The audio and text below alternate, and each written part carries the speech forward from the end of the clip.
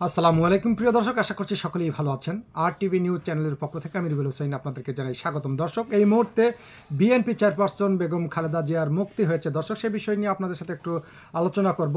BNP chairperson Khaleda জিয়ার মুক্তি দেওয়া হয়েছে আজকে। বঙ্গভবনের এক প্রেস বিজ্ঞপ্তিতে বলা হয়েছে, রাষ্ট্রপতি মোহাম্মদ শাহাবুদ্দিনের সঙ্গে 3 বাহিনীর প্রধান, বিভিন্ন রাজনৈতিক দলের নেতা এবং সুশীল সমাজ প্রতিনিধি, বৈষম্য বিরোধী ছাত্র আন্দোলনের নেতারা সঙ্গে বৈঠক এবং সিদ্ধান্ত নেয়। এই পরিপ্রেক্ষিতে খালেদা জিয়ার মুক্তি দেওয়া হয়েছে। বিজ্ঞপ্তিতে আরও বলা হয়েছে, বৈঠকের সিদ্ধান্ত পরিপ্রেক্ষিতে দ্বাদশ জাতীয় সংসদ ভেঙে দেওয়া হয়েছে। এছাড়া 1 জুলাই থেকে 5 আগস্ট পর্যন্ত বৈষম্য বিরোধী আন্দোলন ও বিভিন্ন মামলায় গ্রেপ্তার ও আটকদের মুক্তি দেওয়া শুরু হয়েছে। এরই মধ্যে অনেকে মুক্তি পেয়েছেন। জামিন পেলেও বিএনপির রিজভী, জামায়াতের পরোয়ানা ও বিজেপির আন্দালিব সহ অন্যরা। দর্শক, তারপরে যেটা বলছেন, বেগম খালেদা জিয়ার সঙ্গে আরও যে বড় বড় নেতাকর্মীরা ছিল তাদেরও মুক্তি দেওয়া হয়েছে। সংসদ ভেঙে দিয়েছেন রাষ্ট্রপতি মোহাম্মদ শাহাবুদ্দিন। জাতীয় সংসদ ভেঙে দিয়েছে রাষ্ট্রপতি মোহাম্মদ শাহাবুদ্দিন। আজ মঙ্গলবার সংসদ ভেঙে দেন রাষ্ট্রপতি।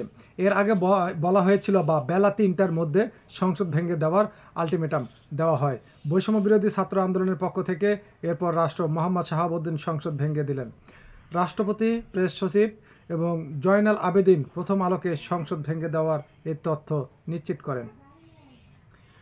তো দর্শক, অনেক দিন আগে থেকে বিএনপির নেতাকর্মীর ওপর মামলা ছিল, জামাতের ছিল, শিবিরের ছিল, সাধারণ জনগণের উপর মামলা ছিল। দর্শক, এই মুহূর্তে যে শিক্ষার্থীরা, যে জনগণ আন্দোলনে নেমেছিলেন, এই আন্দোলনে গিয়ে তারা কিন্তু মামলা খেয়েছেন। যেসব পুলিশ বা দুর্বৃত্তরা এই সাধারণ জনগণ এবং শিক্ষার্থীকে হত্যা করেছে, এই মামলায় শিক্ষার্থীকে ফাঁসানো হয়েছে। প্রায় 12 থেকে 15 হাজার শিক্ষার্থীকে গ্রেপ্তার করা হয়েছে এবং রিমান্ড দেওয়া হয়েছে। তাদেরও মুক্তি দেওয়া হচ্ছে। আর সবার কাছে অনুরোধ, এ পর্যন্ত 450-রও বেশি থানায় হামলা করা হয়েছে। অনেক নৃগোষ্ঠী, হিন্দু সম্প্রদায়, তাদের বাসাবাড়িতে হামলা করা হয়েছে। তা আপনারা এসব হামলা বন্ধ করুন, হামলা করবেন না। আর শিক্ষার্থীরা এবং যারা সুশীল সমাজের মানুষ এবং জনগণ আছেন, সচেতন ব্যক্তি, অবশ্যই পাশে দাঁড়াবেন তাদের। আর পুলিশ পাল্টা কর্মসূচি ঘোষণা করেছেন, তারা আর ডিউটি করবে না। যদি তারা ডিউটি না করে, দেশে অরাজনৈতিক সমস্যা আরও বেশি হবে এবং সমস্যা আরও বেশি দেখা যাবে। তাই পুলিশ জীবন বাঁচার তাগিদে জনগণকে নির্বিচারে এখনও গুলি করছে। আর যারা ছাত্র, শিক্ষার্থী এবং জনগণকে এই কয়েকদিনে হত্যা করেছে, তাদের বিচার করা হবে। সেনাপ্রধান তিনি নিজেই বলেছেন তাদেরকে আইনের আওতায় নেওয়া হবে।